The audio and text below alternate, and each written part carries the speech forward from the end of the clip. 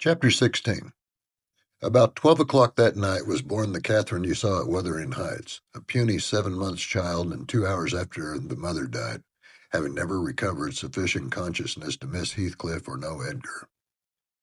The latter's distraction at his bereavement is a subject too painful to be dwelt on. Its after effects showed how deep the sorrow sunk. A great addition, in my eyes, was his being left without an heir. I bemoaned that as I gazed on the feeble orphan, and I mentally abused old Linton for what was only natural partiality, the securing of his estate to his own daughter instead of his son's. An unwelcomed infant it was, poor thing. It may have wailed out of life, and nobody cared a morsel during the first hours of existence. We redeemed the neglect afterwards, but its beginning was as friendless as its end is likely to be. Next morning, bright and cheerful out of doors, stole softened in through the blinds of the silent room and suffused the couch and its occupant with a mellow, tender glow. Edgar Linton had laid his head on the pillow and his eyes shut. His young and fair features were almost as deathlike as those of the form beside him, and almost as fixed, but his was the hush of exhausted anguish and hers of perfect peace. Her brow smooth, her lids closed, her lips wearing the expression of a smile, no angel in heaven could be more beautiful than she appeared. And I partook in the infinite calm in which she lay. My mind was never in a holier frame than when I gazed on that untroubled image of divine rest. I instinctively echoed the words she had uttered a few hours before. Incomparably beyond and above us all, whether still on earth or now in heaven, her spirit is at home with God. I don't know if it be a peculiarity in me, but I am seldom otherwise than happy while watching in the chamber of death, should no frenzied or despairing mourner share the duty with me. I see a repose that neither earth nor hell can break, and I feel an assurance of the endless and shadowless hereafter, the eternity they have entered, where life is boundless in its duration and love in its sympathy and joy in its fullness. I noticed on that occasion how much selfishness there is even in a love like Mr. Linton's when he so regretted Catherine's blessed release. To be sure, one might have doubted that after the wayward and impatient existence she had led, whether she merited a haven of peace at last. One might doubt in seasons of cold reflection, but not then, in the presence of her corpse. It asserted its own tranquility, which seemed a pledge of equal quiet to its former inhabitant. Do you believe such people are happy in the other world, sir? I'd give a great deal to know. I declined answering Mrs. Dean's question, which struck me as something heterodox. She proceeded. Retracing the course of Catherine Linton, I fear we have no right to think she is, but we'll leave her to her Maker. The master looked asleep, and I ventured soon after sunrise to quit the room and steal out to the pure, refreshing air.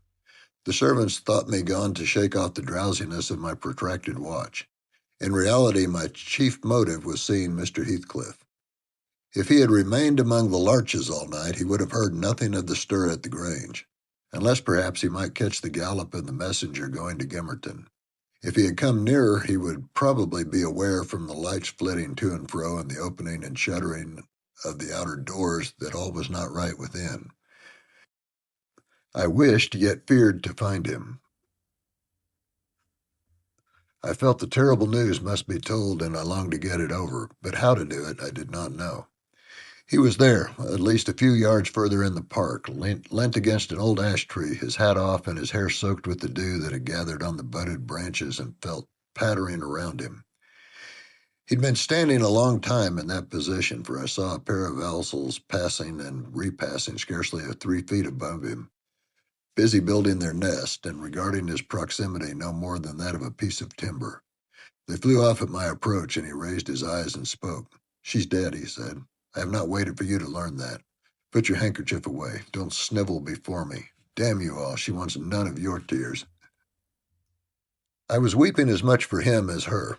We do sometimes pity creatures that have none of the feeling either for themselves or others.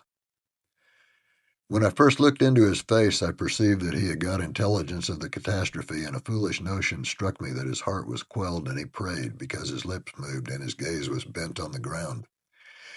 "Yes, she's dead," I answered, checking my sobs and drying my cheeks. "Gone to heaven, I hope, where we may every one join her if we take due warning and leave our evil ways to follow good." "Did she take due warning then?" asked Heathcliff, attempting a sneer. "Did she die like a saint? Come give me a true history of the event. How did... He endeavored to pronounce the name but could not manage it, and compressing his mouth, he held a silent combat with his inward agony, defying meanwhile my sympathy with an unflinching, ferocious stare. How did she die? He resumed at last, fain, notwithstanding his hardihood, to have his support behind him, for after the struggle he trembled in spite of himself to his very finger ends. Poor wretch, I thought, you have a heart and nerves the same as your brother men. Why should you be anxious to conceal them? Your pride cannot blind God. You tempt him to wring them till he forces a cry of humiliation. Quietly as a lamb, I answered aloud. She drew a sigh and stretched herself like a child, reviving and sinking again to sleep, and 5 minutes after I felt one little pulse at her heart and nothing more. And did she ever mention me? He asked, hesitating as if he dreaded the answer to his question would introduce details he could not bear to hear. Her senses never returned. She recognized nobody from the time you left her, I said. She lies with a sweet smile on her face, and her latest ideas wandered back to pleasant early days. Her life closed in a gentle dream. May she wake as kindly in the other world. May she wake in torment, he cried in a frightful vehemence, stamping his foot and groaning in a sudden paroxysm of ungovernable passion. Why, she's a liar to the end. Where is she? Not there, not in heaven, not perished. Where? Oh, you said you cared nothing for my sufferings. And I pray one prayer. I repeat it till my tongue stiffens. Catherine Earnshaw, may you not rest as long as I am living. You said I killed you. Haunt me then. The murdered do haunt their murderers, I believe. I know the ghosts have wandered on earth. Be with me always. Take any form. Drive me mad. Only do not leave me in this abyss where I cannot find you. Oh God, it is unutterable. I cannot live without my life. I cannot live without my soul. He dashed his head against the knotted trunk and raising up his eyes, howled not like a man, but like a savage beast being goaded to death with knives and spears. I observed several splashes of blood on the bark of the tree, and his hand and forehead were both stained. Probably the scene I witnessed was a repetition of others acted during the night. It hardly moved my compassion. It appalled me. Still, I felt reluctant to quit him so. But the moment he recollected himself enough to notice me watching, he thundered a command for me to go, and I obeyed. He was beyond my skill to quiet or console. Mrs. Linton's funeral was appointed to take place on the Friday following her decease. Until then, her coffin remained uncovered and strewn with flowers and scented leaves in the great drawing room.